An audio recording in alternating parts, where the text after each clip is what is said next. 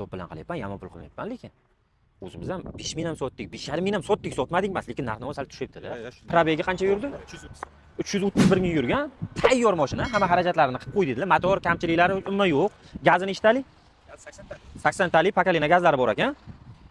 Mana shu yerda pitnosi bor ekan. Mana shu bagajda o'zida kraskasi bor ekan. Xudo xolasa narxini 6000 dollar 5000 ga olamiz. Birgalashib, sizlar bilan birgalashib, xudo xolasa like bosib tursalaring, obuna bo'lib qo'yishingizdan chiqmasin. Sizning 5000? Yo'q, 5000. Undan savdo qilmasdingiz-ku. Shunaqa savdo qilyapsiz, o'zi narxlar tushib ketyapti-ku. Realni savdo qilaylik, unaqa yo'q savdoni qilmaylik. Ayting. 100 so'mga beraman. 5400 bo'ldimi? Men malamijir qilmayman, mana 200 so'm qo'shdim, 5200 bering. 5300 bo'ladimi?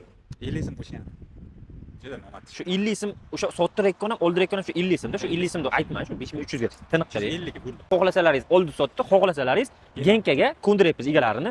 5350 dollarga baraka bo'ldi. Pastki raqamlarga telefon qilib, ana shu ukamizdan baraka qilishlaring mumkin, faqatgina naqd pulga. Bunaqa variantlarni o'tkazib yubormaslik uchun albatta obuna knopkachasini bosib qo'ying. Haqiqatan ham mashina 5350 dollarga 100% arziydigan mashina.